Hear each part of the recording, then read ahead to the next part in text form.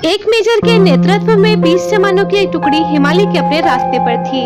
बेतहाशा ठंड में मेजर ने सोचा कि अगर उन्हें वहां एक कप चाय मिल जाती तो आगे बढ़ने की ताकत आ जाती।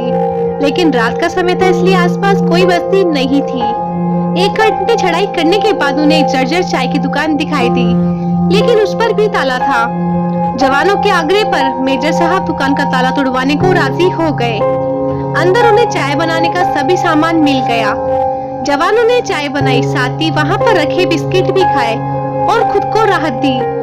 मेजर साहब ने पर्स में से 1000 रुपए निकाले और चीनी के डब्बे के नीचे दबाकर रख दिए तथा दुकान का शटर ठीक से बंद करवाकर आगे बढ़ गए।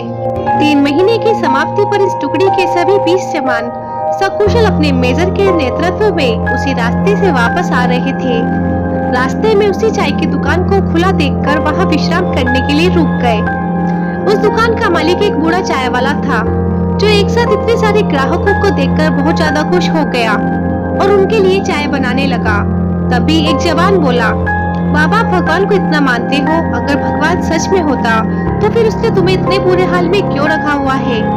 बाबा बोले, नहीं साहब, ऐसा नहीं बोलते भगवान के बारे में, भगवान तो सच में है, मैंने उसे देखा भी है। बाबा का आखिरी वाक्य सुनकर सभी जवान कौतूहल से बूढ़े की ओर देखने लगे। बूढ़ा बोला, साहब मैं बहुत मुसीबत में था। एक दिन मेरे इकलौते बेटे को आतंकवादियों ने मार पीट कर छोड़ दिया। मैं दुकान बंद करके उसे हॉस्पिटल ले गया। मैं बहुत तंगी में था साहब, और आतंकवादियों के डर से किसी ने उधार भी नहीं दिया।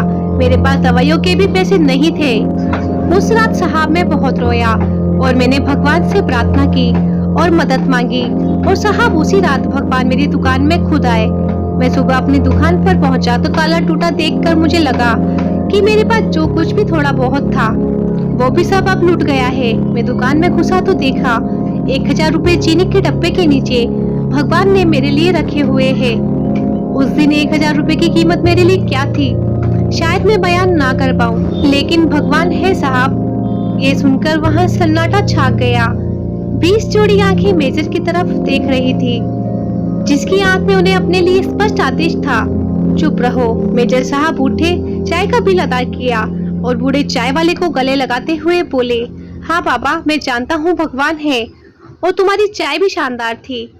उस दिन उन सब ने पहली बार मेजर की आंखों में चमकते पानी के दुर्लभ दृश्य का साक्षात्कार किया।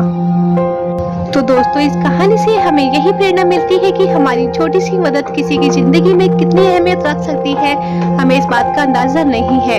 तो हमेशा दूसरों की मदद निष्फल भाव से करते रहो, भगवान भी हमारी सहायता करेंगे। तो दोस्तों, ये थी हमारी आज की कहानी। अगर आप लोगों को ये वीडियो पसंद आई तो आप इसे लाइक कर सकते हैं, शेयर कर सकते हैं, और ऐसी वीडियोस रोज देखने के लिए आप हमारे चैनल लाइफ लेसन स्टोरीज को सब्सक्राइब कर सकते हैं। Thanks for watching.